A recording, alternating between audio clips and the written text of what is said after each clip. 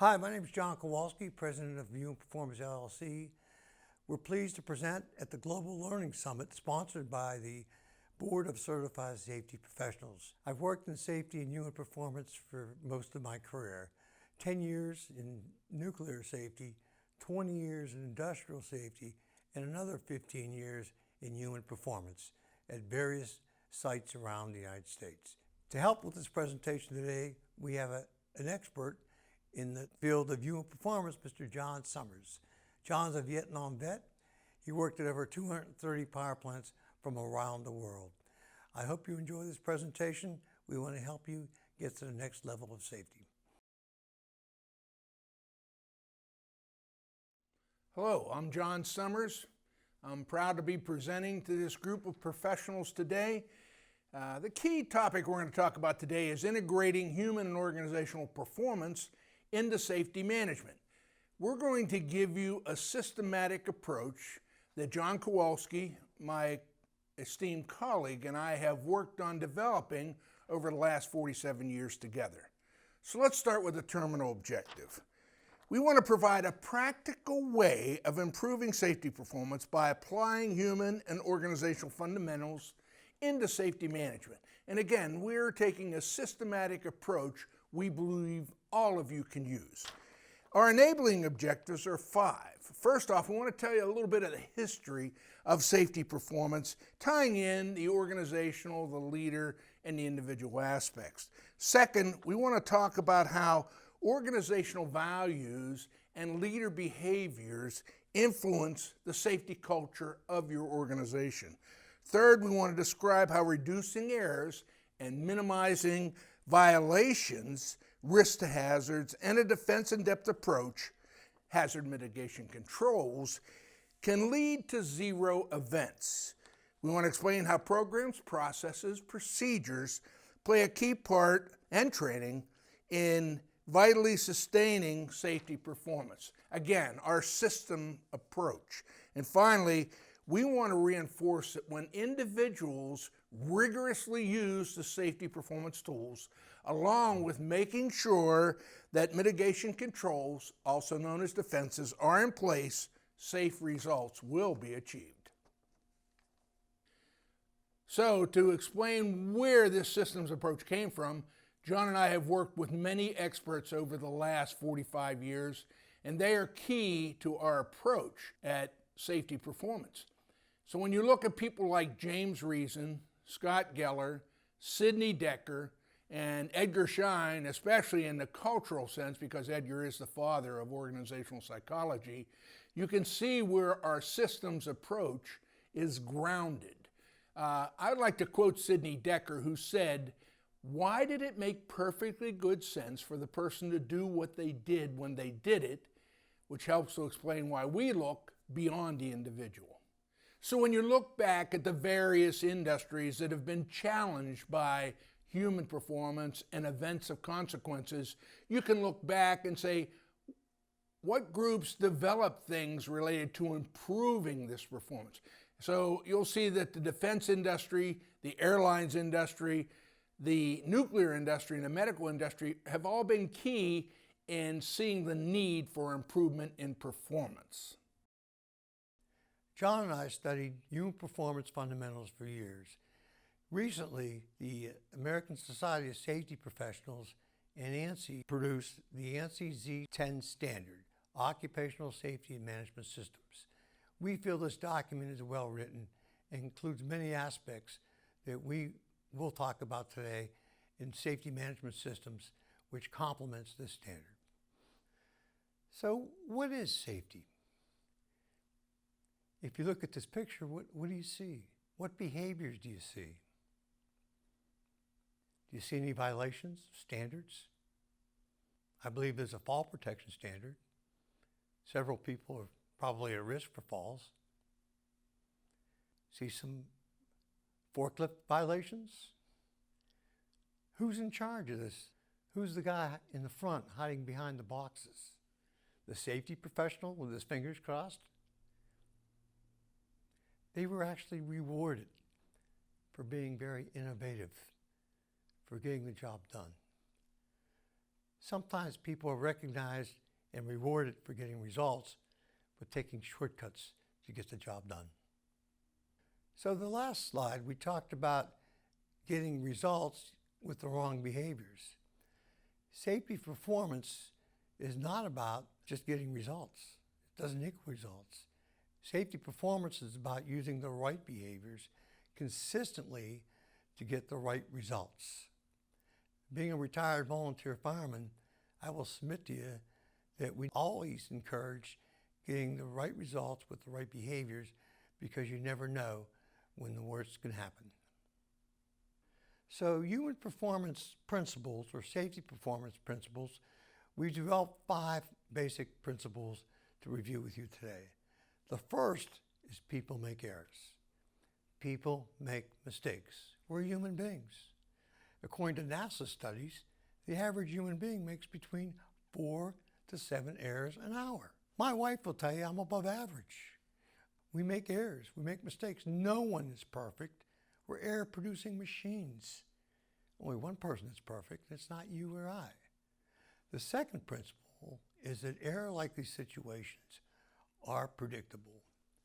If you're in a hurry, time pressure, multitasking, those activities, assumptions, those activities can lead to an error or increase your exposure to hazards.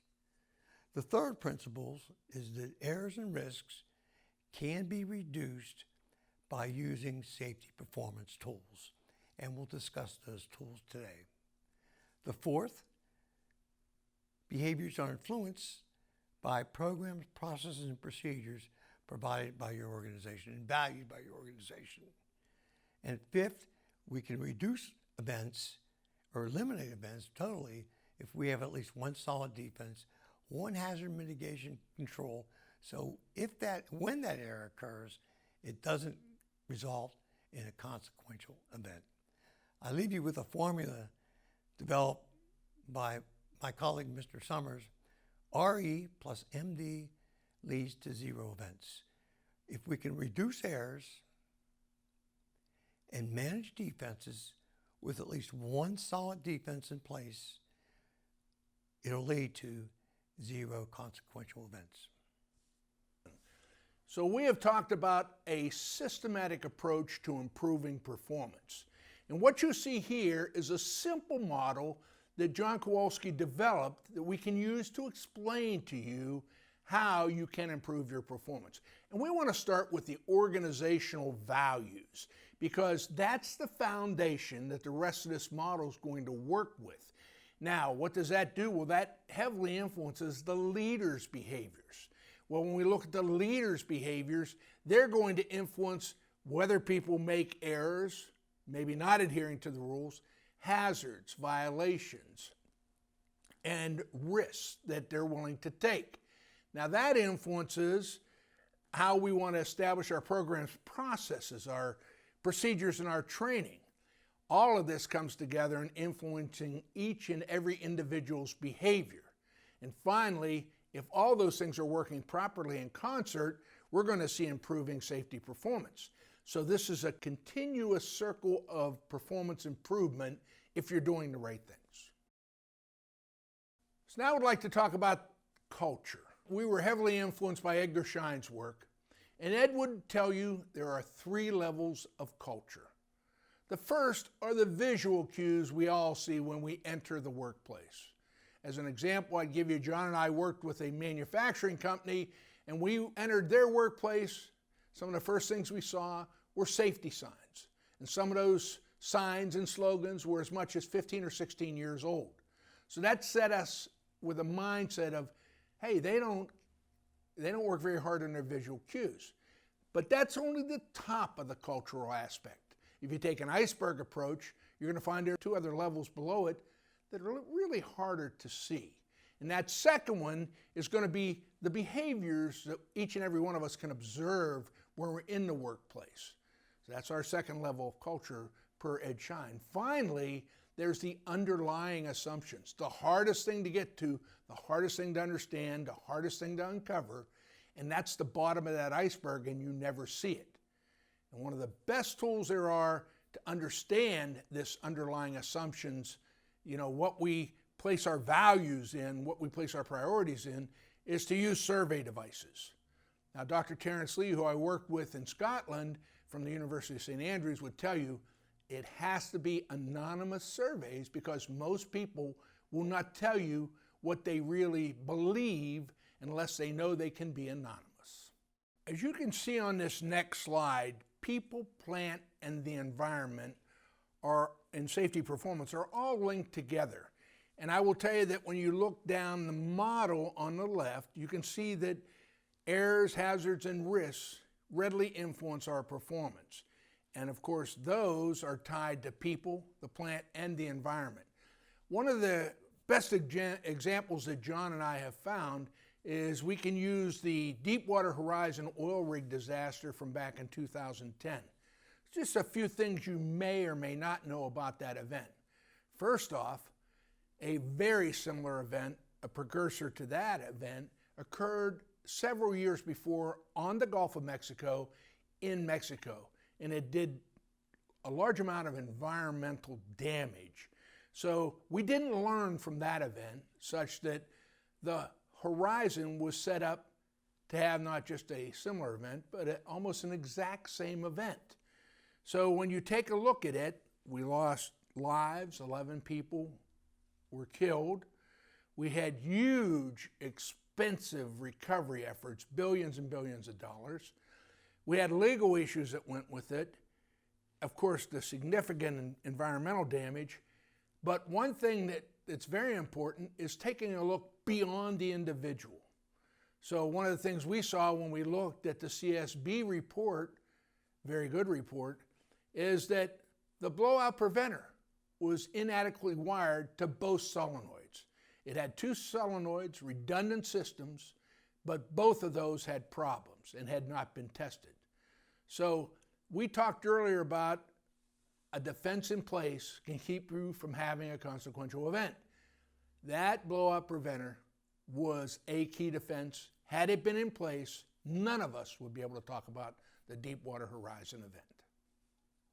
What you're looking at here on this slide is the anatomy of event. This was developed by my organization about 20-some years ago, and it's used by many people to analyze an event. Now, what this slide tells you is that we have to focus beyond the individual. In fact, our organization looked at this and found that only about a little over 20% of the events of consequence originate with the individual human being. That when you go to the left side of the slide where the organization is located, upwards of 80% is originated in consequential events there. So when we look at this slide, the events in the middle, and you could use this as an apparent cause tool to understand what's happened on an event you have.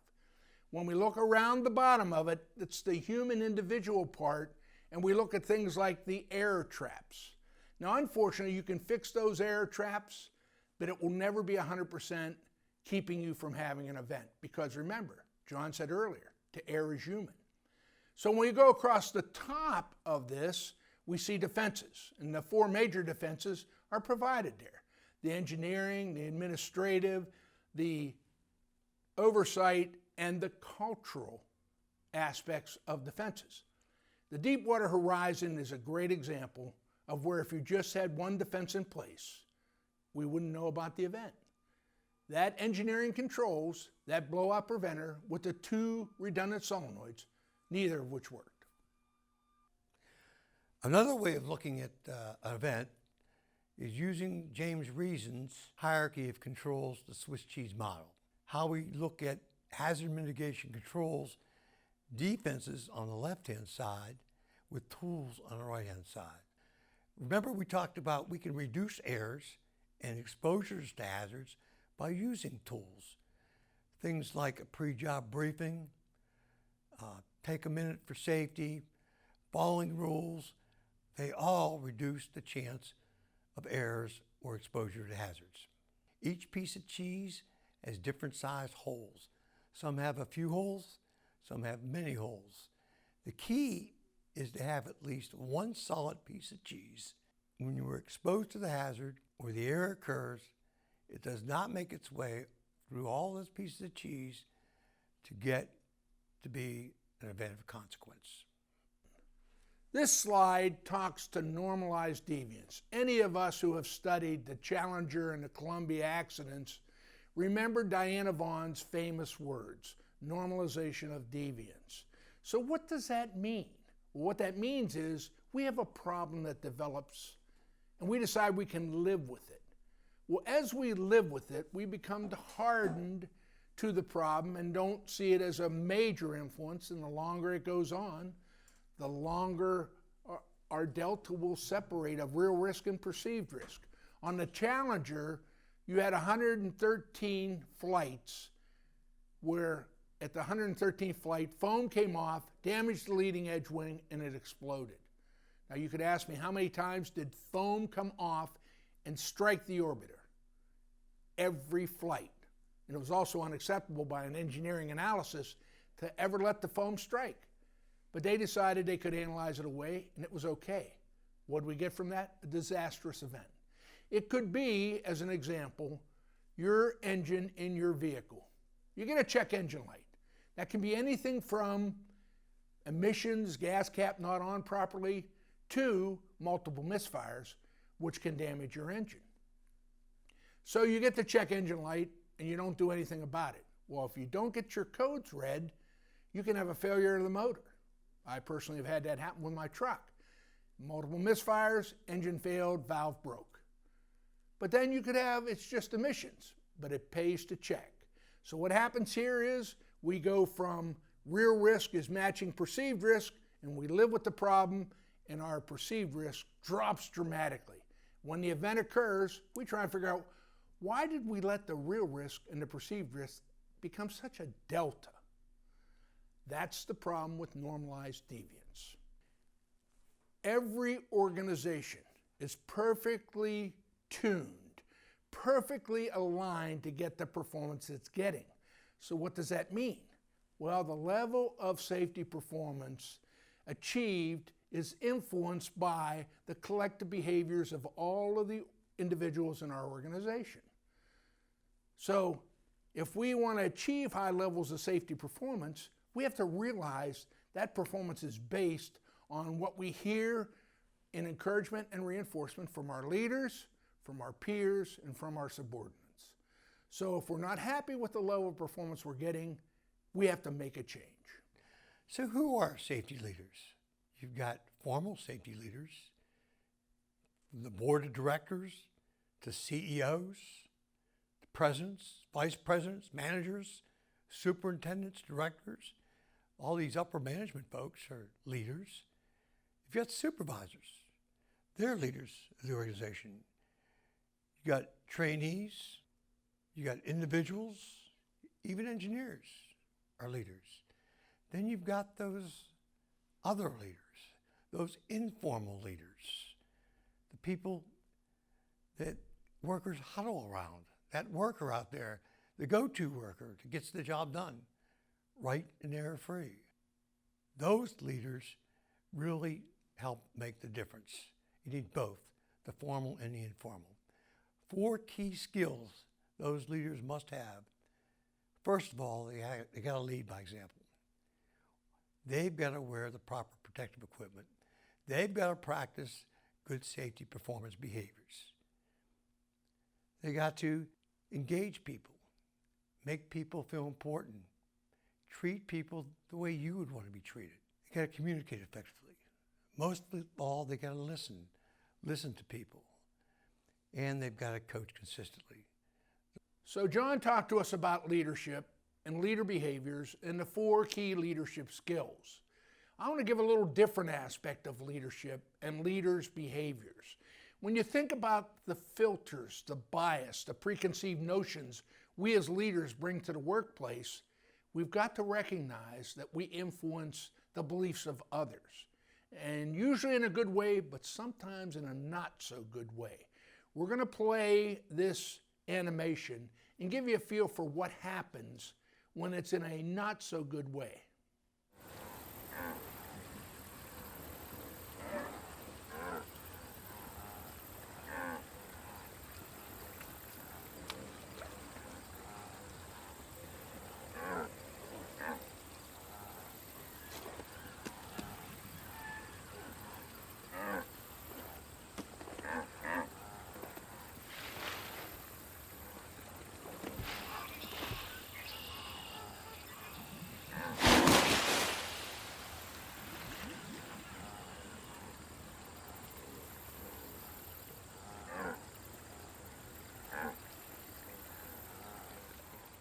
The final part of this slide is key because not only are we looking at the leader's influence on someone working with them, but we're also seeing that the preconceived notions and biases carries on in the organization to influence others.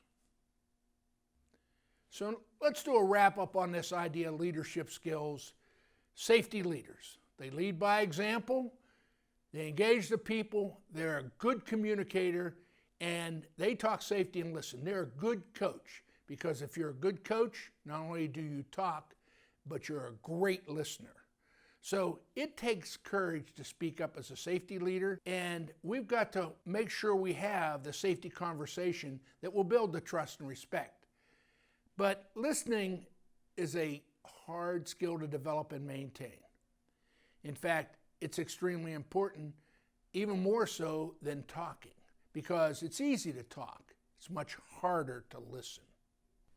Okay, safety has no natural feedback mechanism. We do production, all kind of good news, everybody's happy. But when it comes to safety, we get nothing back from it because nothing happens. So it would be like wearing your hard hat 8 hours for a day, and when you take it off, some of your hair's in there, and the only thing you got out of it, you lost a few hairs. But the reality is, if you didn't have the hard hat on, something struck you in the head, you got injured, it'd be bad feedback. So safety has no natural feedback, but it's extremely important. And because of that, we have to count on the leaders to provide the positive reinforcement, the great feedback, that safety's the right thing to do in a behavior. Let's talk safety and listen. John talked about having the courage to talk safety. If you see something, then say something. Ask open-ended questions. How's the job doing? Is there a better way to do this job? Talk about safety. Provide 2 or 3 safe things you see. Thanks for driving the speed limit. Thanks for wearing the right gloves for the job. You could have been injured by handling those sharp objects. Talk about any improvement opportunities. Is there anything we can do to improve safety? You may find out things you never thought of. And lastly, give thanks and summarize. See something, say something. Here are some examples of let's talk safety and listen. Safe behaviors. I thought you did a good job with keeping your eyes on the task. You could have lost focus and something bad could have happened. Pause and listen.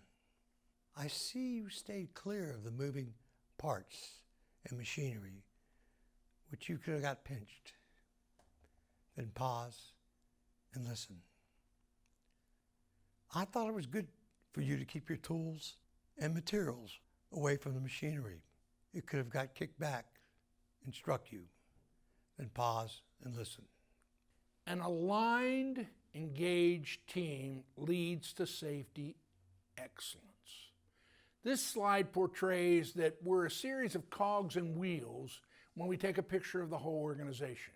It's not just senior leadership that gets you where you want to be, but senior leadership working in concert with supervision, who works in concert with the employees, becomes a well-oiled machine that gives us this safety excellence.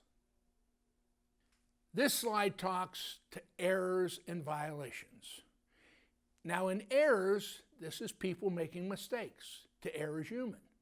Now there are 3 types of errors. There are skill-based, rule-based, knowledge-based. Skill-based, keyword is inattention. Rule-based, keyword is misinterpretation. And knowledge-based, the keyword is inaccurate mental model. So on skill-based, you don't have your brain engaged. You do things automatically. Physical motion is okay, but the brain is not engaged. For example, you leave your keys on the counter, you get in the car, find out you don't have your keys. Well, you've been through that routine so many times, you easily forgot your keys. Or even a better example is the gas pump. You pull up to the gas pump, you try to put the nozzle in your tank, and it won't fit. Well, here it turns out you're trying to put diesel in a gasoline car. Those are skill-based inattention errors. Let's move on to rule-based. Rule-based is misinterpretation. You say rule A plus rule B equals rule C. Well, something happens to be different, but you don't notice it. So you make the error, and that'll be a rule-based error. again, a misinterpretation. And finally, there's knowledge-based errors, most dangerous of all because 50% of the time you make the wrong behavior, causing a consequential event. So knowledge-based errors, the inaccurate mental model, are dangerous. Let's move on to violations. How many in here that watch this video are violators? Well, many of you think, I'm not a violator. Who's he talking about? If I was riding with you in your car and you're driving 1 mile per hour or more over the speed limit, you are a violator. Two types of violations: routine violations, exceptional violations. There are others, but we're going to focus on those two. Routine violations are violations accepted by the organization, woven through the fabric of the culture. Exceptional violations are individually focused, chosen by the individual to do because it gives them a shortcut and they're not getting bad results. Not accepted by the organization. Two very important types of violations. Key error traps. There are 4 key error traps. The first being time pressure. Time pressure from the boss to get the job done, or your wife or my wife to get the job done. Internal time pressure. You put on yourself. I got to get there. I got to get there. It could be the last part of the job. I got to get it done. Distractions. Being distracted for 2 seconds can double your error rate. Inaccurate risk perception. John talked about that. Accepting the risk. Everyone does it that way. Assumptions. Assumptions put you in knowledge-based error rate, where your chance of error is 50-50. Flip a coin. Let me talk about time pressure.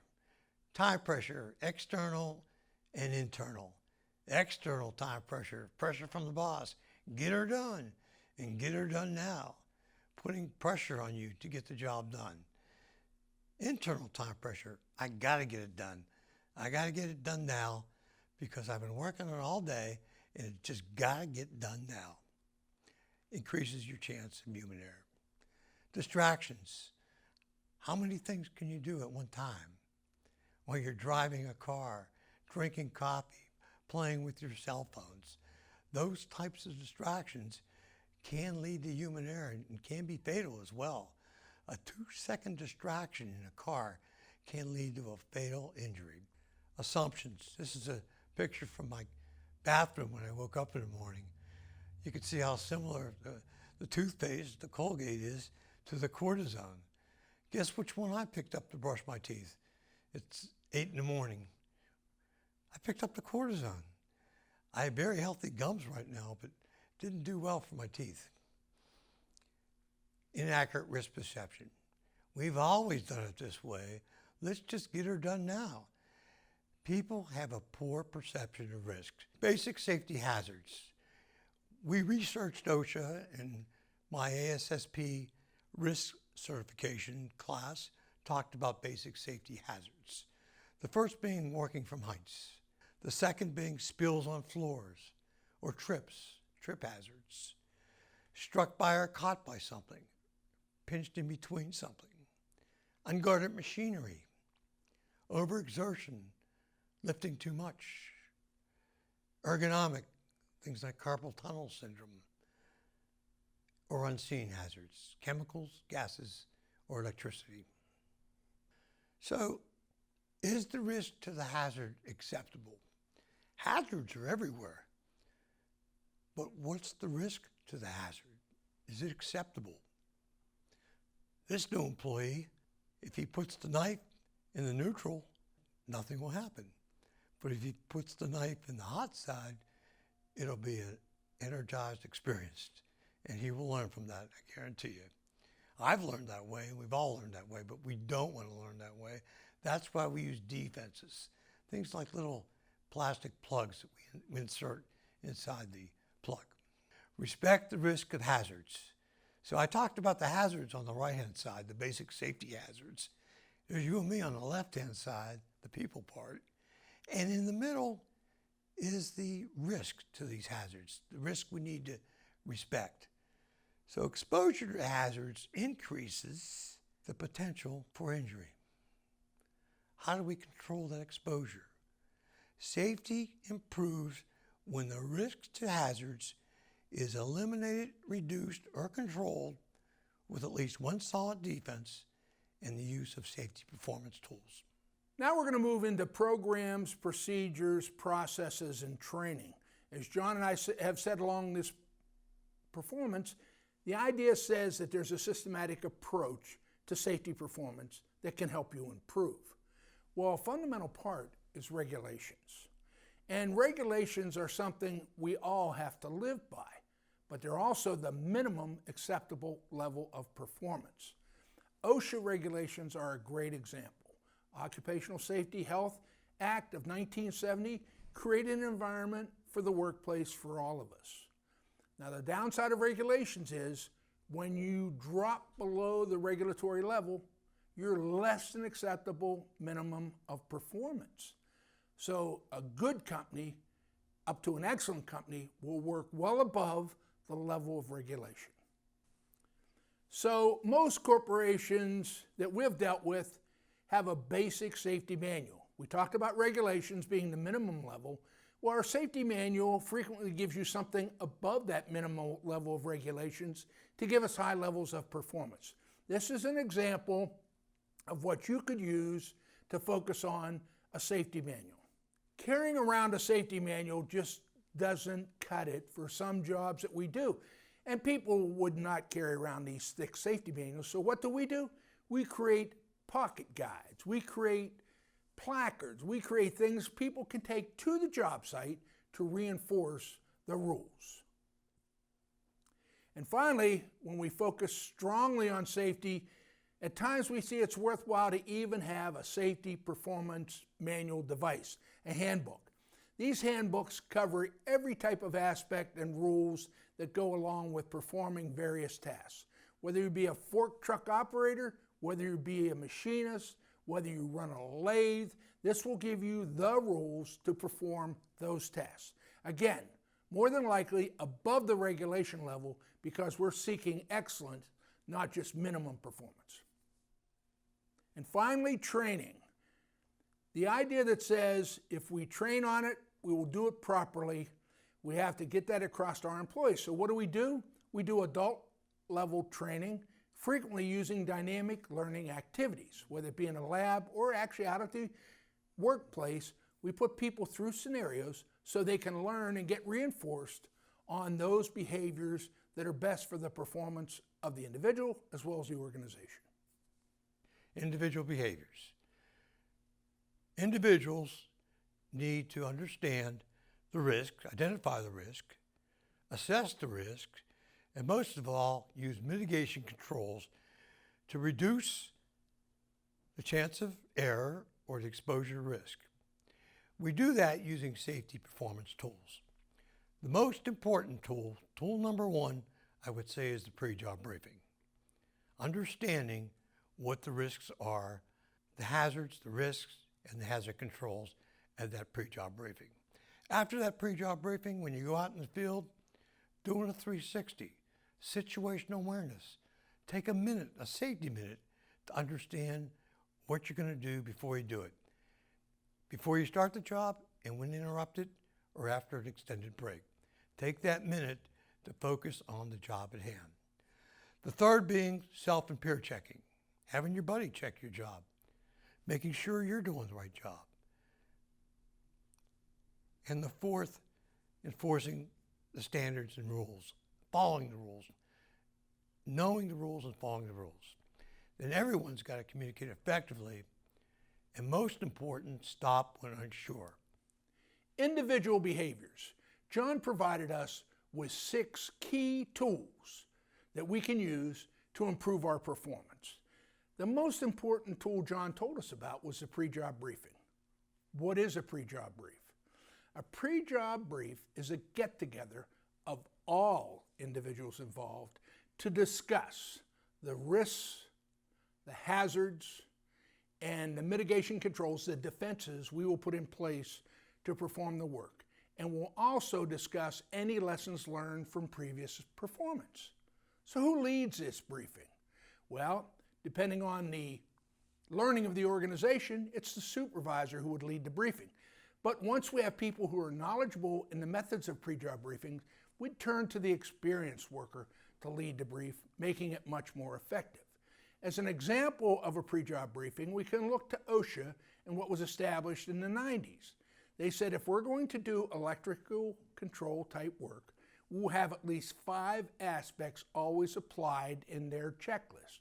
First, it's going to be the hazards that are associated with the task we're going to perform. Second, what work procedures will we use to do this work? Third, what are the precautions we must undertake to protect the people performing the work? Fourth, what is our energy source control and how will we put it in place? And finally, what protective personnel equipment will we wear to be safe? I'd just like to focus a moment in this individual behavior arena on confirmation bias. This is a case where we have 85% of the knowledge needed to perform work, but we don't have 100%. But yet we move forward in the face of uncertainty. And sometimes moving forward in the face of uncertainty puts us at an unacceptable level of risk. As an example, you can see this is the Kobe Bryant story. Helicopter pilot is flying forward, gets into fog. He's not trained on the fog, but he makes some decisions, some confirmation, makes his bias wrong, and he ends up killing everyone, including himself, on the helicopter. An example of confirmation bias. So now, under individual behaviors, let's talk about something John brought up earlier, and that's take a minute. And he told you we take a minute, or a 2-minute safety break, or a safety minute, as this little card shows you, because we want to have situational awareness. And when we have situational awareness, our risk is in control. So this card would tell you that first thing we do is explore the work area. Look up, look down, left, right, listen. See if there are any hazards we hadn't planned on. Review and follow our rules when we're performing the task. And finally, perform that final safety check before we get started. Make sure everything's in the order it needs to be, all our protections available as we want it to be, so we can safely perform the job. And the bottom of this card is key, as John told us earlier. Stop if unsure and get help.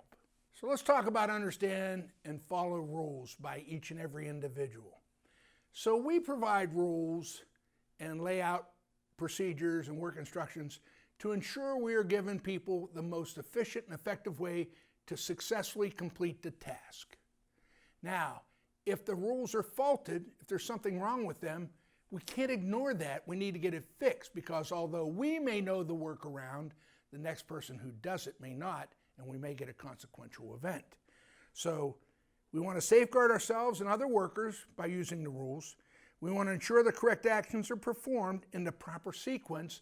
So again, we get successful outcome when we consistently apply the rules. And finally, we want to ensure that we stay in the positive control of anything we're doing within the task. Life-saving rules. John talked about the need to follow rules and understand them. These are life-saving rules. These are the key rules that you must follow.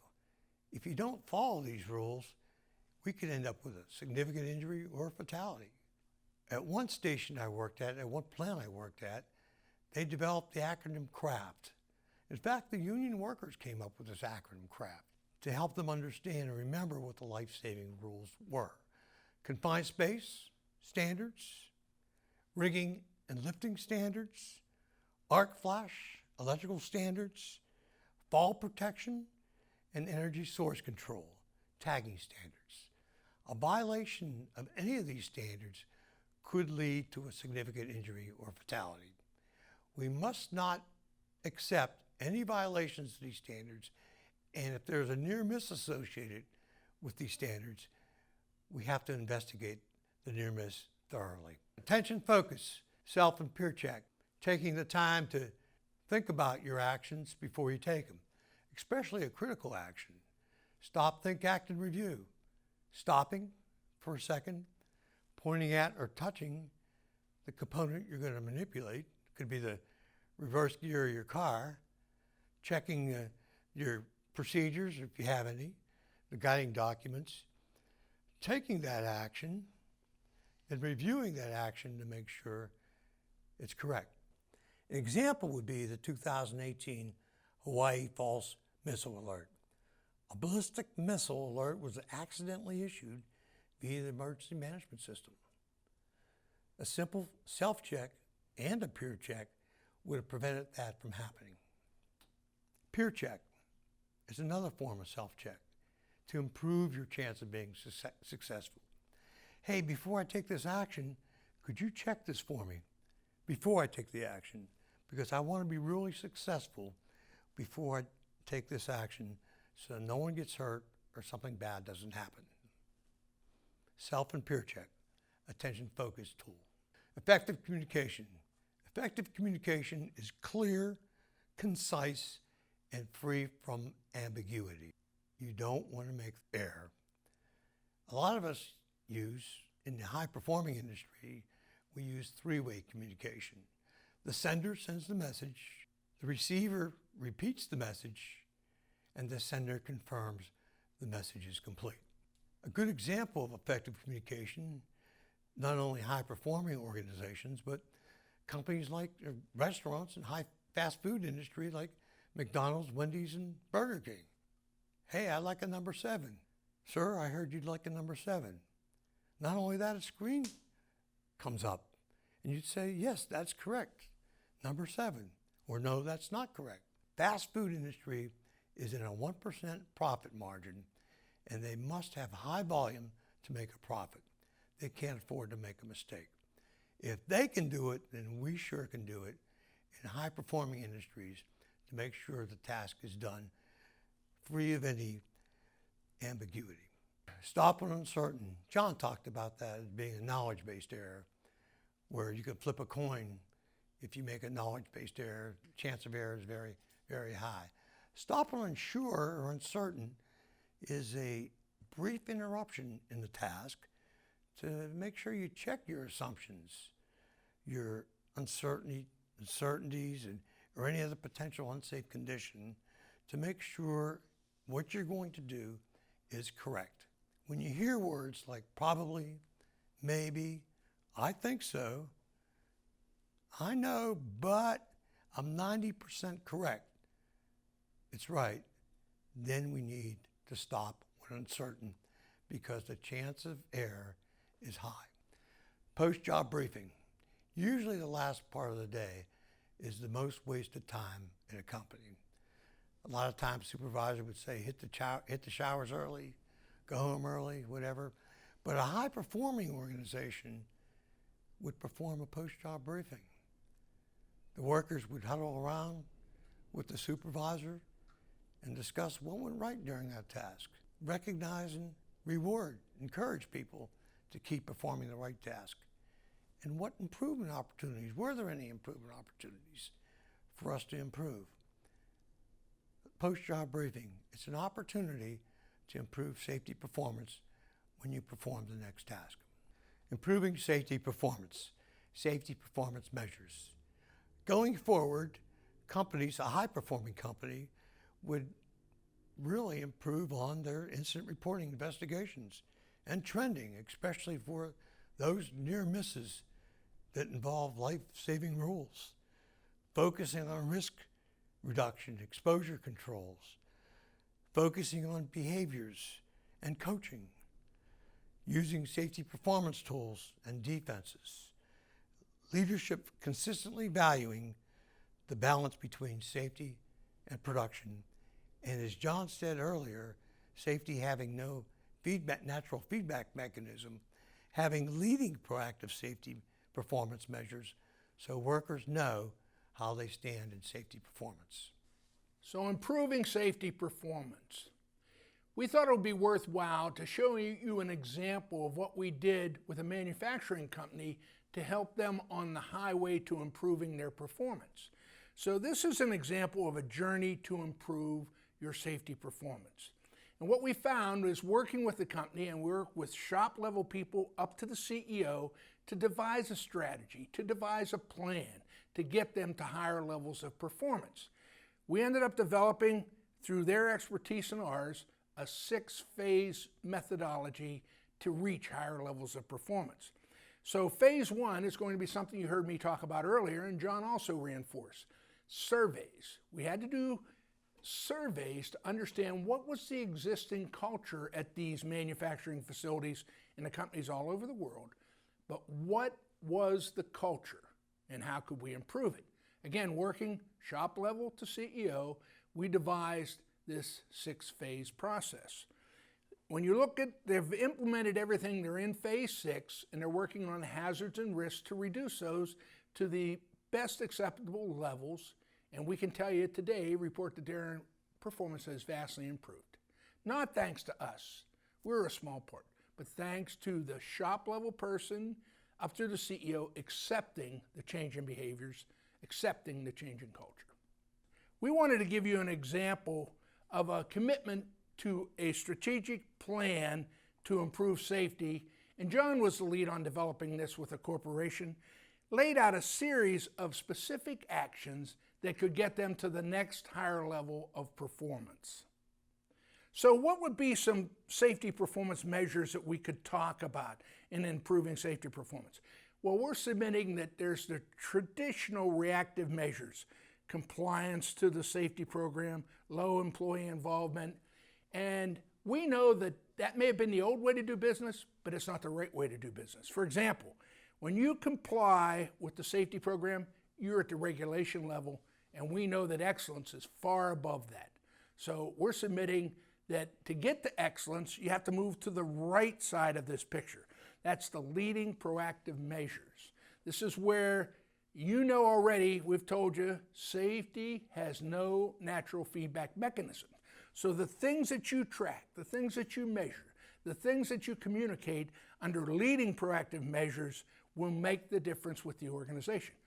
Top one, leaders walk the talk. Not only do they say what to do, they also do it themselves, setting the prime example for good performance.